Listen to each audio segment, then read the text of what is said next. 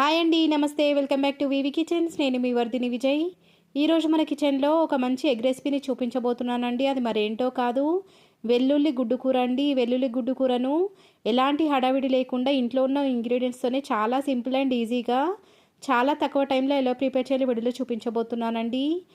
Winter లేదా rainy సీజన్లో జలుబు లేదా దగ్గు వచ్చినప్పుడు లేదా ఏదైనా స్పైసీగా కనుక తినాలనుకున్నప్పుడు ఈ వెల్లుల్లి గుడ్డు కూరను కనుక చేసుకొని తిన్నారంటే నోటికే కాదండి, ఆరోగ్యానికి కూడా ఎంతో బాగుంటుంది. జలుబు లేదా దగ్గు వచ్చినప్పుడు ఇలా వెల్లుల్లితో ప్రిపేర్ చేసే రెసిపీస్ని కనుక తిన్నామంటే ఆ దగ్గు లేదా జలుబు నుంచి ఉపశమనం అనేది లభిస్తుందండి. వెల్లుల్లిపాయ మన బాడీకి ఇమ్యూనిటీ బూస్టర్గా వర్క్ చేస్తుంది. మరి ఎంతో టేస్టీగా ఉండే ఈ వెల్లుల్లి గుడ్డు కూరను ప్రిపేర్ చేయడం కోసం ప్రాసెస్ స్టార్ట్ చేసేద్దాం. ముందుగా స్టవ్ వెలిగించి స్టవ్ పైన ఒక పెద్ద ప్యాన్ పెట్టి ఆ ప్యాన్లోకి 3 టేబుల్ స్పూన్ల దాకా ఆయిల్ని వేసి వేడి చేసుకున్న తర్వాత ఇప్పుడు ఈ ఆయిల్లోకి సన్నగా కట్ చేసుకున్నటువంటి మీకు కావాల్సినన్ని ఉల్లిపాయలని వేసుకోవాలి.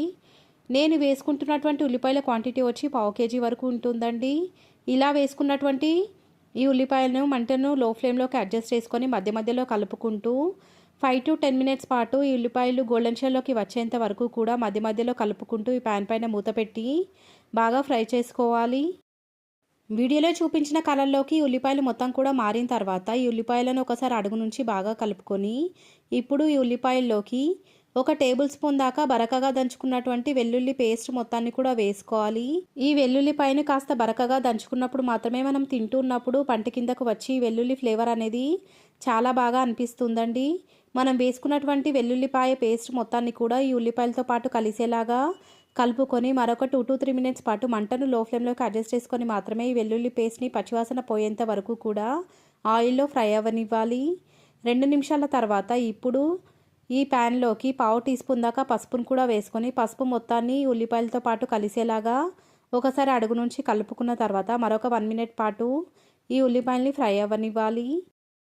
1 నిమిషం తర్వాత ఇప్పుడు ఈ ఉల్లిపాయల్లోకి 2 టేబుల్ స్పూన్ల దాకా కారాన్ని వేసుకోవాలి.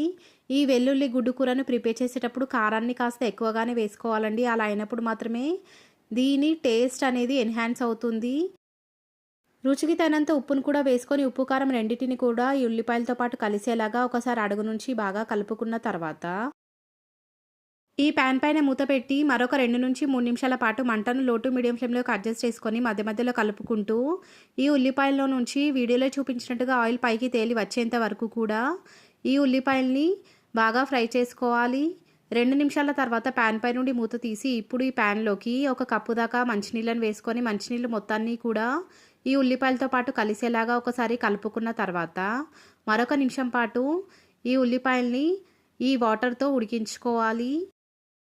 1 నిమిషం తర్వాత ఇప్పుడు ఈ ఉల్లిపాయల్లోకి 1/2 టీ స్పూన్ దాకా గరం మసాలా పౌడర్ని మరొక 1/2 టీ స్పూన్ దాకా ధనియా పౌడర్ని కూడా వేసుకొని మనం వేసుకున్నటువంటి మసాలాలను కూడా ఈ ఆనియన్స్తో పాటు కలిసేలాగా ఒకసారి అడుగు నుంచి కలుపుకున్న తర్వాత మరొక నిమిషం పాటు ఈ ఆనియన్స్ని ఆయిల్లో ఫ్రై చేసుకోవాలి. 2 నిమిషాల తర్వాత ఈ ప్యాన్లోకి మనకు కావాల్సినన్ని గుడ్లను పగలగొట్టుకొని వేసేసుకోవాలి. మీకు ఎన్ని అయితే గుడ్లు అవసరం అనుకుంటున్నారో అన్ని గుడ్లను ఈ ప్యాన్లోకి పగలగొట్టుకొని వేసుకున్న తర్వాత ఈ ప్యాన్ పైన మూత పెట్టి మరొక 5 మినిట్స్ పాటు మంటను లో ఫ్లేమ్లోకి అడ్జస్ట్ చేసుకొని మాత్రమే ఈ గుడ్లు మొత్తాన్ని కూడా ఉడికించుకోవాలి. 5 మినిట్స్ తర్వాత ఈ ప్యాన్ పై నుండి మూత తీసి ఈ గుడ్లను మరొక వైపుకు టర్న్ చేసుకొని అటువైపు కూడా బాగా ఫ్రై అయ్యే విధంగా ఈ గుడ్లు మొత్తాన్ని కూడా కలుపుకోవాలి. ఈ గుడ్లు మొత్తాన్ని కూడా మరొక వైపు టర్న్ చేసుకొని బాగా కలుపుకున్న తర్వాత ఇప్పుడు ప్యాన్ పైన మూత పెట్టి మరొక 2 నుంచి 3 నిమిషాల పాటు అటువైపు కూడా ఆయిల్లో ఈ గుడ్డు కూర మొత్తాన్ని కూడా ఫ్రై చేసేసుకోవాలి. మంటను మాత్రం అస్సలు హై ఫ్లేమ్లోకి కానీ మీడియం ఫ్లేమ్లోకి కానీ అడ్జస్ట్ చేయకూడదండి. కేవలం లో ఫ్లేమ్లో మాత్రమే ఈ గుడ్డు మొత్తాన్ని కూడా ఫ్రై చేసుకోవాలి. మంటను ఏమాత్రం ఎక్కువగా పెట్టినా కూడా ఈ గుడ్డు కూర మొత్తం కూడా అడుగు తగిలి మాడిపోయే అవకాశం ఉంటుంది. 2 నిమిషాల తర్వాత ప్యాన్ పై నుండి మూత తీసి అటువైపు ఉన్న గుడ్డు కర్రీని మొత్తాన్ని కూడా ఒకసారి ఆయిల్లో బాగా కలుపుకున్న తర్వాత ప్యాన్ పైన మూత పెట్టకుండా మరొక 2 నుంచి 3 నిమిషాల పాటు మధ్య మధ్యలో కలుపుకుంటూ ఈ గుడ్డు కూర మొత్తాన్ని కూడా బాగా ఫ్రై చేసుకుంటూ ఉండాలి. ఇలా చేసినట్లయితే గుడ్డు కూర ఏమాత్రం నీచు వాసన రాకుండా వెల్లుల్లి ఫ్లేవర్ మొత్తం కూడా గుడ్డు కూరతో పాటు కలిపి ఉడికి టేస్ట్ మాత్రం సూపర్గా తయారవుతుంది. 2 నిమిషాల తర్వాత స్టవ్ ఆఫ్ చేసేసుకొని ఇలా ప్రిపేర్ అయినటువంటి గుడ్డు కూరను ఒక సర్వింగ్ బౌల్లోకి ట్రాన్స్ఫర్ చేసుకొని మీకు నచ్చినట్టుగా తినేయొచ్చండి.